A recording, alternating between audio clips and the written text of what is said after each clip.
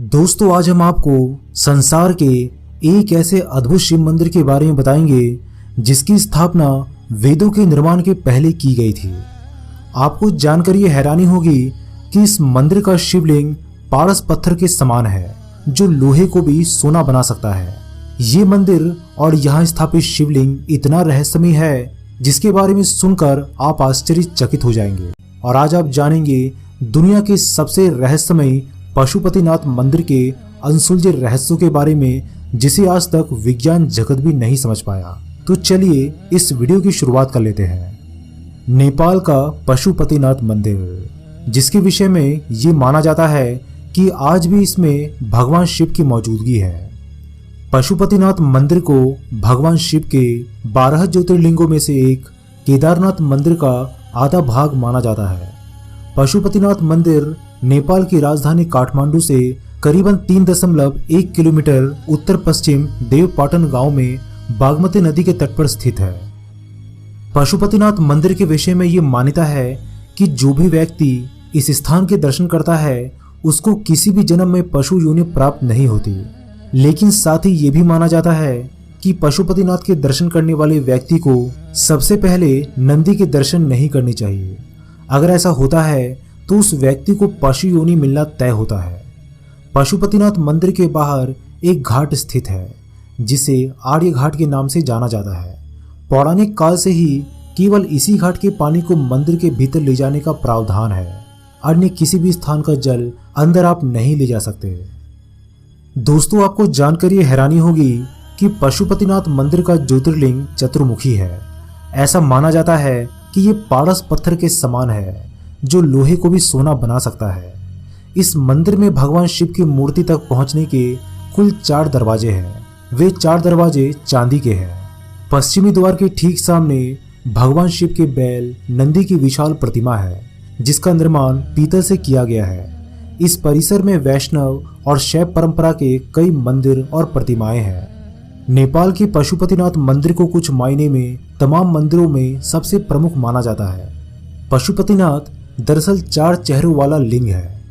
पूर्व दिशा की ओर वाले मुख को तत्वपुरुष, पश्चिम की ओर मुख वाले को सद्यज्योति, उत्तर दिशा की ओर देख रहा मुख वामदेव और दक्षिण दिशा वाले मुख को अघोरा कहते हैं। ये चारों चेहरे तंत्र विद्या के 4 बुनियादी सिद्धांत हैं। कुछ लोग ये भी मानते हैं कि चारों वेदों के बुनियादी सिद्धांत भी यहीं से निकले थे।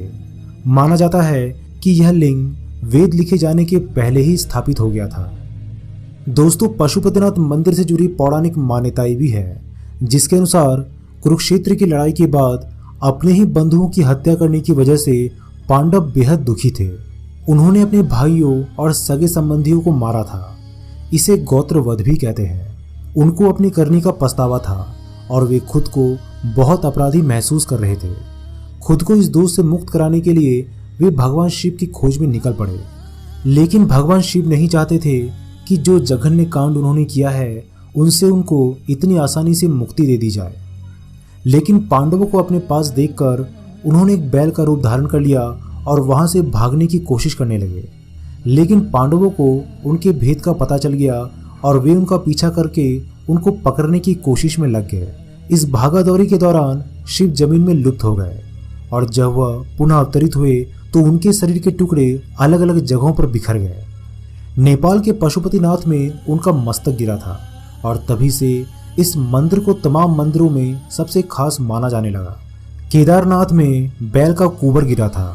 बैल के आगे की 2 टांगे तुंगनाथ में गिरी। ये जगह केदार के रास्ते में ही पड़ता है। बैल का नाभि वाला हिस्सा हिमालय के भारतीय इलाके में गिरा। इस जगह को मध्य महेश्वर कहा जाता है। ये एक बहुत ही शक्तिशाली मणिपूरक लिंग है। बैल के सिंग जहां गिरे उस जगह को कल्पनाथ कहते हैं। इस तरह उनके शरीर के अलग अलग टुकड़े अलग अलग जगहों पर मिले। उनके शरीर के टुकड़ों के इस तरह बिखेरने का वर्णन कहीं न कहीं 7 चक्रों से जुड़ा हुआ है।